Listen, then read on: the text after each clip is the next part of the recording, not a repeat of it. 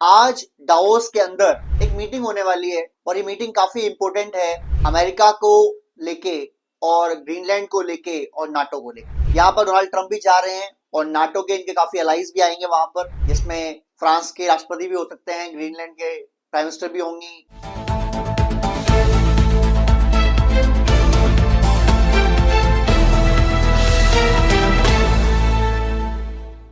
Hello friends, आज Davos के अंदर एक मीटिंग होने वाली है और ये मीटिंग काफी इंपॉर्टेंट है अमेरिका को लेके और ग्रीनलैंड को लेके और नाटो को लेके। यहाँ पर डोनाल्ड ट्रंप भी जा रहे हैं और नाटो के इनके काफी अलाइज भी आएंगे वहां पर, जिसमें फ्रांस के राष्ट्रपति भी हो सकते हैं, ग्रीनलैंड के प्राइम मिनिस्टर भी होंगी। तो काफी सारे लोग होंगे जो इनसे बात करेंगे और बात होगी ग्रीनलैंड के बारे में। डोनाल्ड ट्रंप ने वहां जाने से पहले एक बयान दे दिया। उन्होंने कहा कि भाई जितना मैंने किया ना ग्रीनलैंड के लिए, इतना मेरे से पहले किसी भी प्रेसिडेंट ने किसी भी देश के, इवन अमेरिका के, इतना नाटो के लिए किया ही नहीं है। क्या बताया उन्होंने कहा मुझसे पहले जो भी देश नाटो में है वो अपनी जीडीपी का 2% हिस्सा भी खर्च नहीं करते थे नाटो के लिए, नाटो इन्वेस्टमेंट के लिए, लेकिन अब वो 5% तक करते हैं जीडीपी का, जो नाटो के अंदर ग्रोथ का एक बहुत बड़ा कारण है। और नाटो बहुत सारे हथियार, मिसाइल्स, फाइटर जेट्स और काफी सारे इक्विपमेंट्स अमेरिका से परचेस कर रहा है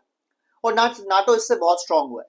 लेकिन ग्रीनलैंड अमेरिका की आयरन डोम, जो इजराइल की डिफेंस सिस्टम है, तो अमेरिका कह रहा है हम बना रहे हैं गोल्डन आयरन डोम। डोनाल्ड ट्रंप ने कहा कि हम बना रहे हैं गोल्डन आयरन डोम, जिसकी लागत है 175 बिलियन डॉलर्स। वो कई देशों के रक्षा बजट से ज्यादा है, पाकिस्तान की जीडीपी का आधा है लगभग। इतना हम खर्च करने वाले हैं गोल्डन आयरन डोम के बारे में, और ये ग्रीनलैंड में हम स्टैब्लिश करेंगे। और उसके बाद चाहे जमीन से हो, चाहे सैटेलाइट से हो, चाहे कोई भी मिसाइल हो, वो ग्रीनलैंड पार करके अमेरिका नहीं जा सकती, चाहे वो चाइना की तरफ से आए या वो रशिया की तरफ से आए। और इसलिए हमें ग्रीनलैंड चाहिए। ग्रीनलैंड हमारी नेशनल सिक्योरिटी के लिए बहुत जरूरी है और मुझे उम्मीद है कि नाटो के देश इसमें मेरा साथ देंगे। और अगर वो नहीं देते हैं तो मैं नाटो तोड़ने से गुरेज नहीं करूंगा, मतलब मैं पिछताऊंगा नहीं। अब उन्होंने एक मैप जारी किया। वो मैप के अंदर, जो डोनाल्ड ट्रंप ने मैप जारी किया अमेरिका का नया, उसमें कनाडा को दिखाया गया अमेरिका का पार्ट, वेनेजुएला को दिखाया गया अमेरिका का पार्ट, और ग्रीनलैंड को दिखाया गया अमेरिका का पार्ट। आपको जान के हैरानी होगी कि जब अमेरिका आजाद हुआ था ब्रिटिशर्स से, इनिशियली उसके पास 15 स्टेट थे, 15 स्टेट्स, और वो आज की डेट में 50 स्टेट है, 50 स्टेट, यानी 15 से 50 हो गया। और वो चाहते हैं 51st स्टेट कनाडा या ग्रीनलैंड में से कोई एक, और 52 स्टेट जो दूसरा बच जाए वो। और वेनेजुएला को उन्होंने कब्जा कर लेना इस तरीके से, क्योंकि उन्होंने कब्जा ऑलमोस्ट कर ही लिया। अब वहां अगर वो वेनेजुएला की जो नई प्रेसिडेंट है अगर बात मानती है डोनाल्ड ट्रंप की, तो एज कॉलोनी बिहेव करेगा अमेरिका की। नहीं मानती है तो डायरेक्ट हमला करके, जो उन्होंने पहले भी कर रखा है, जब माद्रो कब्जा किया तब भी किया था, डायरेक्ट कब्जा करके डायरेक्ट चला लेंगे उसको। ये उनकी सोच है। अब जो ग्रीनलैंड के बारे में, वेनेजुएला में जो भी हुआ, लोगों ने बस दबे मुंह बात की और जाने दी बात। ब्रिटिश पार्लियामेंट में बात हुई, तब भी कहा गया कि अगर ऐसे ही रशिया के पुतिन उठा लें यूक्रेन के जेलेंस्की को तो क्या वो सही होगा? क्या किसी भी राष्ट्र अध्यक्ष को, जो चुना हुआ गवर्नमेंट को लीड कर रहा है, कोई दूसरा देश उठा के ले जाए और वहां पर उस पर ट्रायल चलाए, केस चलाए, तो क्या सही होगा? लेकिन ये बात आई गई होगी क्योंकि गोरा नहीं था ना वो इसमें। इनको दिक्कत तब होती है जब गोरे पे दिक्कत आती है, जब अंग्रेज पे दिक्कत आती है, तब इनको दिक्कत होती है। अब दिक्कत क्या हुई है? डोनाल्ड ट्रंप ने बोला ग्रीनलैंड चाहिए भाई। अब ग्रीनलैंड चाहिए तो जो ग्रीनलैंड के प्रीमियर हैं या प्राइम मिनिस्टर हैं, जिनका नाम है जोनाथन मोट्सफेल्ड, इन्होंने कहा कि ग्रीनलैंड पहले तो आजाद मुल्क की तरह काम करता है और फिर भी वो अंडर डेनमार्क यानी डेनिश गवर्नमेंट का पार्ट है। तो अगर हमें प्रॉपरली शामिल होना हो कहीं, तो हम शामिल होंगे डेनमार्क के अंदर, ना कि ग्रीनलैंड के अंदर। यानी ग्रीनलैंड या तो ग्रीनलैंडर्स का है या डेन्स का है, यानी डेनिश लोगों का है। सेम लाइन जो डेनमार्क की प्राइम मिनिस्टर हैं, जिनका नाम है मेट्टे फ्रेडरिक्सन, इन्होंने भी कहा कि भाई ग्रीनलैंडर्स का है ग्रीनलैंड, ना कि अमेरिकन का, और उसके बाद उस पर किसी हक है तो वो डेन्स का है, यानी डेनिश लोगों का है। इसके अलावा उस पर किसी भी देश का कोई हक नहीं है। बट प्रेसिडेंट ट्रंप क्या बोले कि मुझे ग्रीनलैंड या तो परचेस करना है या तो मुझे बेच दो इसको, जो डॉलर बोलो, अमाउंट बोलो, मैं भरने को तैयार हूं, या इसके बदले हमको एक और दूसरा पार्ट दे देंगे जहां पर आप खुदाई कर लो, रिसर्च कर लो, या जो भी कुछ कर लो। उन्होंने अलास्का की ऑफर किया था लास्ट टाइम, एक बार और डील चली थी, इनकी बात हुई थी बहुत साल पहले, तब अलास्का ऑफर हुआ था डेनमार्क को कि आप वहां पे कर लो और हमें ग्रीनलैंड दे दो, जिसको सीधे सीधे रिजेक्ट कर दिया डेनमार्क के प्राइम मिनिस्टर ने और ग्रीनलैंड के प्राइम मिनिस्टर ने, और यूरोपियन यूनियन के बाकी देशों ने साथ साथ सपोर्ट किया। फ्रांस ने, यूके ने, जर्मनी ने, स्वीडन ने, आयरलैंड ने, स्पेन ने, डेनमार्क ऑफ कोर्स, कनाडा ने, जो कि यूरोप का पार्ट भी नहीं है, उसने भी अपनी फौजें भेज दी, एक एक टुकड़ी भेज दी, 600 हजार सैनिकों की, और एक तरीके से दिखाया कि भाई हम आपके अगेंस्ट हैं और ये होने नहीं देंगे, और इसके लिए अगर लड़ना पड़ा तो हम लड़ेंगे। अब बात डोनाल्ड ट्रंप की ईगो पे आ गई। डोनाल्ड ट्रंप कह रहा है कि मुझे तो ग्रीनलैंड चाहिए, या तो पैसे से चाहिए या तो लड़के चाहिए, पर चाहिए। उसने ये भी कह दिया कि नाटो के जो देश, यूरोपियन यूनियन के जो देश मेरे सपोर्ट में नहीं है ग्रीनलैंड के बारे में, जो नहीं चाहते ग्रीनलैंड में लूं या ग्रीनलैंड अमेरिका का हो, उन सब पर 1 फरवरी 2026 से, यानी अभी 10 दिन बाद ही, सब पर 10% टैक्स है, यानी कि टैरिफ है। अगर अमेरिका उनको माल बेचना है तो 10% टैरिफ देना पड़ेगा। यूरोप ने भी रेसिप्रोकल एक्शन ले लिया। यूरोप के अंदर जो बातचीत हो रही थी, अमेरिका लगभग 1.67 ट्रिलियन यूरोस का व्यापार करता है, एक्चुअली एक्सपोर्ट करता है यूरोप को, वो उसको यूरोप वाले फ्री चाहते थे करना, यानी फ्री ट्रेड एग्रीमेंट कर रहे थे, जिससे अमेरिका को बहुत फायदा होता, और हो सकता है ये 1.67 जो ट्रिलियन डॉलर्स का व्यापार था वो 2 ट्रिलियन हो जाता जल्दी ही। यूरोप ने इसको होल्ड कर दिया। यूरोप ने बोला रुको यार, इतनी जल्दी नहीं है हमें इसको करने के लिए, और अभी इसको होल्ड करता है, कर दिया होल्ड फाइनली, ठीक है, बढ़िया। अब अमेरिका कह रहा है कि कोई बात नहीं, हमको ग्रीनलैंड चाहिए, और अब उनके अमेरिका की तरफ से खबर आई है कि उत्तरी सैनिक कमांड जो है उनकी, नॉर्थ कमांड जो है अमेरिका की, वहां से C-17 ग्लोब मास्टर्स, जो सबसे बड़ा जहाज है दुनिया का, जो हेलीकॉप्टर्स या सैनिकों को ट्रांसफर करता है, भारत के पास भी है, भारत ने अमेरिका से लिए हैं, वहां से दनादन रवाना हो रहे हैं ग्रीनलैंड के लिए, और ग्रीनलैंड में अमेरिका की संख्या सैनिकों की बढ़ती जा रही है। इसी के दौरान डेनमार्क जो है वो भी अपनी फौज पे फौज भेज रहा है ग्रीनलैंड के अंदर, यानी डेनमार्क ने भी अपनी छुपे छुप यानी दबे पांव अपनी फौजें उतारनी शुरू कर दी है ग्रीनलैंड के अंदर, और हो सकता है ग्रीनलैंड जो ऑलवेज बर्फ में ढका रहता है, वो अब एपिक सेंटर बन जाए दुनिया के वॉर का, वर्ल्ड वॉर का। रशिया और चाइना ने भी कंसर्न शो कर दिए हैं। रशिया ने बोला कि ज्यादा हैवी डिप्लॉयमेंट फौज का बर्दाश्त नहीं करेगा वो ग्रीनलैंड के अंदर, तो ग्रीनलैंड रशिया के बिल्कुल पास है। और चाइना ही कह रहा है कि अगर अमेरिका को ये मालूम पड़ जाए कि रशिया या चाइना या और बाकी देश कोई भी मिसाइल अमेरिका नहीं पहुंच सकती, तो फिर ये बेलगाम घोड़े हो जाएंगे, फिर ये कहीं भी हमला करेंगे, किसी को मारेंगे, क्योंकि इससे न्यूक्लियर जो डेटरेंस है वो बिगड़ जाएगा। अभी फिलहाल क्या दिक्कत है?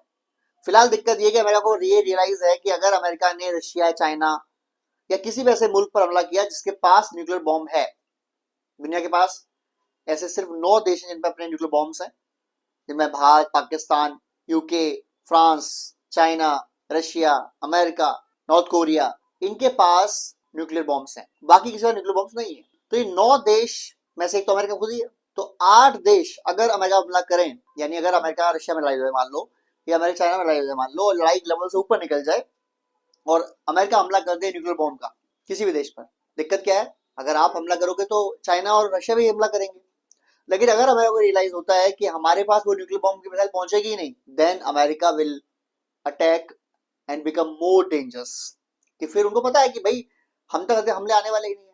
आपने रियलाइज किया हो पिछले 100-150 साल में, यानी वर्ल्ड वॉर के बाद जितने भी ट्रायल हुए हैं, जितने भी वॉर हुए हैं, अमेरिका ने जो वॉर लड़े हैं वो हर साल लड़ता है, लगभग हर 5 साल अमेरिका की युद्ध लड़ता ही लड़ता है, और वही इसकी इकोनॉमी है। American economy is war based. दुनिया में कहीं लड़ाई ना हो और अमेरिका कोई लड़ाई ना करे तो अमेरिकन इकोनॉमी चलेगी ही नहीं, बिकॉज उनके हथियार, missiles, fighter planes, defence systems, इन्हीं पर बेस्ड इकोनॉमी है, तो उनको वॉर लड़ना ही है। लेकिन उनकी 2 चालाकियां हैं। पहली, वॉर वो लड़ते हैं अपने से लो लेवल के देश से, जहां ये कंफर्म है कि वो जीतेंगे, जैसे वेनेजुएला हो गया, इराक हो गया, अफगानिस्तान हो गया, वेनेजुएला हो गया, कौन में जीत हराने वाला है मेरे को? टक्कर देश कौन से हैं? रशिया, चाइना, लड़ते हैं इनसे, बात करेगा, अवॉइड कर देगा, खत्म बात, ठीक। अब फर्स्ट टाइम डोनाल्ड ट्रंप पंगा ले रहे हैं यूरोप से पूरे ग्रीनलैंड के चक्कर में, क्योंकि उनको ये पता है अच्छे से कि यूरोप की जो पूरी पावर है वो अमेरिका कंपेयर में केवल 30% है। वो भी अगर यूरोप के सारे देश एकजुट होकर लड़े, मिल के लड़े, एक दूसरे के खिलाफ ना हो जाए, बीच में सब सपोर्ट करें, तो इतनी पावर है। अगर बीच में उन्होंने तोड़ लिया, धमका दिया, मना लिया, तो वैसे ही पावर रिड्यूस आती है। बहरहाल, तो अमेरिका के खिलाफ चाइना और रशिया के पास जो डेटरेंस है वो ये है कि अगर आपने न्यूक्लियर अटैक किया तो हमारे पास भी न्यूक्लियर क्षमताएं हैं, हम फाइटर जेट से या डायरेक्ट मिसाइल से या पनडुब्बी से हम आप पर न्यूक्लियर हमले कर सकते हैं, और इससे अमेरिका भी डर के रहेगा, वो हमला नहीं करेगा। चाइना बोलता है कि अगर अमेरिका को रिलेशन हो जाता है कि उनके पास कोई मिसाइल पहुंच ही नहीं पाएगी, जो डोनाल्ड ट्रंप का मैंने बताया ना ड्रीम प्रोजेक्ट है, गोल्डन डोम, आयरन गोल्डन डोम, इसका पर्पस ये है कि ग्रीनलैंड के अंदर ऐसे ऐसे missile defence system equipments use किए जाएं धरती पर, आसमान में, कि कोई भी मिसाइल अमेरिका की तरफ जा रही हो तो उसे वहीं डिस्ट्रॉय किया जाए बीच में ही, और बिना ग्रीनलैंड पार किए अमेरिका कुछ पहुंच नहीं सकता, कोई भी अटैक नहीं पहुंच सकता। तो फिर अमेरिका चाइना से, रशिया से बिल्कुल डरेगा नहीं। अब तक उनको क्या फायदे हुए? एक फायदा, जहां अमेरिका ने वॉर लड़ा वो बहुत छोटे देश थे, हल्के देश थे, जिनके कंपेरिजन में अमेरिका की पावर माइट, सुप्रीम माइट थी। कंपेयर तो उसका रशिया चाइना से भी नहीं है, उससे ज्यादा ही पावरफुल है, बट अगर लड़ाई होगी तो डेंट होगा अमेरिका में, ये पता है। दूसरा, इन देशों के पास ऐसे कोई हथियार ही नहीं है जो अमेरिका पहुंच जाए। अमेरिका के जो भी लोग मरे इन वॉर्स में, तो बहुत कम मरे, पर जो भी मरे वो उन देशों में जाके ही मरे, यानी वहीं मरे। अमेरिका के अंदर किसी ने किसी को नहीं मारा, क्योंकि वहां तक मिसाइल ही नहीं पहुंच सकती किसी की जिनसे लड़ाई आज तक हुई है। यानी अमेरिका को दो बात पता है कि हमारा जो अगर मरा तो सिर्फ फौजी मरेगा, कोई नॉर्मल जनता को कोई हानि होगी नहीं। नंबर वन तो यही फायदा है। और नंबर टू ये फायदा है कि अगर वॉर होता है तो हम वहां लड़ रहे हैं जहां सबसे ज्यादा नुकसान होना है। अब ईरान में लड़ेंगे मान लो, तो कैसे लड़ेंगे? ईरान को चारों से घेर रखा है, हमले ईरान करता है, वापस तो कहां करेगा? उनके आसपास देशों में करेगा। अमेरिका तो हमला करने वाला ही नहीं है ईरान, एक आध मिसाइल को पहुंचाएगा तो डिफेंस सिस्टम से गिरा देंगे उसको। यानी अमेरिका की पीपल तो पहले सेफ है, नंबर वन। नंबर टू, जो नुकसान होना है उस देश का होना है 99%, अमेरिका का होना है सिर्फ 5%, कोई दिक्कत नहीं है। तो ये बहुत ज्यादा फायदे हैं अमेरिका के। और अगर उसको रियलाइज होता है कि चाइना और रशिया भी इस कैपेबल नहीं है जो अमेरिका पर हमला कर सके, देन इट्स ओवर। तो फिर तो वो वर्ल्ड कॉन्करिंग करना शुरू कर देगा। अभी ग्रीनलैंड मांग रहा है ना, साफ बोल दिया उसने, ग्रीनलैंड लेने के लिए हम किस हद तक जा सकते हैं आपको जल्दी पता लग जाएगा। लोगों का मानना है कि उसने अब तक ईरान पर इसलिए हमला नहीं किया है, ग्रीनलैंड पर इसलिए हमला नहीं किया है क्योंकि आज उसको डावोस के अंदर जाना था, मीटिंग करनी थी, और फिर वर्ल्ड लीडरशिप में उसकी बेइज्जती होती, इसलिए दो रोक लिया उसने हमला। और यहाँ से वापस जाने वाले, क्योंकि आपको खबर आई चुकी, मैंने बताया, ब्रेकिंग न्यूज दी आपको, कि उत्तरी सैनिक कमांड जो है अमेरिका का, वो सैनिक भेजना शुरू कर चुका है ग्रीनलैंड के अंदर, और सैनिक की तादाद बहुत बढ़ती जा रही है, और इधर यूरोप वाले भेज रहे हैं। तो कंफ्लिक्ट ऑफ इंटरेस्ट तो हो ही गया, तो वॉर तो फिर होना ही है, बट वॉर को टाला गया है डावोस के अंदर तक। अब ये रुकता है, इधर इसने सैंक्शन भी लगा दिए, टेरिफ भी लगा दिए, तो बड़ी मुश्किल है दुनिया के लिए ये ट्रम्प को झेलना। नेक्स्ट 3 साल यार बड़ा मुश्किल होने वाला है दुनिया के। ये क्या करेगा वर्ल्ड इकोनॉमी का, वर्ल्ड जो मैप्स हैं, देश हैं, किसको निपटाएगा? आप मानो ना मानो, अमेरिका आज की डेट में पागल हाथी की तरह बिहेव कर रहा है, स्पेशली डोनाल्ड ट्रम्प। और पागल हाथी में बहुत पावर होती है, हाथी पावर तो होती है। अमेरिका नंबर वन पावर है दुनिया में, इसमें कोई दो राय नहीं है। और अगर नंबर वन पावर ये डिसाइड कर ले कि हमको वॉर लड़ना है, जैसे जर्मनी ने किया था वर्ल्ड वॉर 2 से पहले, जापान ने किया था, रशिया ने किया था, तो फिर मुश्किल है, फिर भाई बहुत मुश्किल है दुनिया के लिए। एनीवेज, वीडियो लाइक करें, शेयर करें, सब्सक्राइब करें। जय हिंद, जय भारत।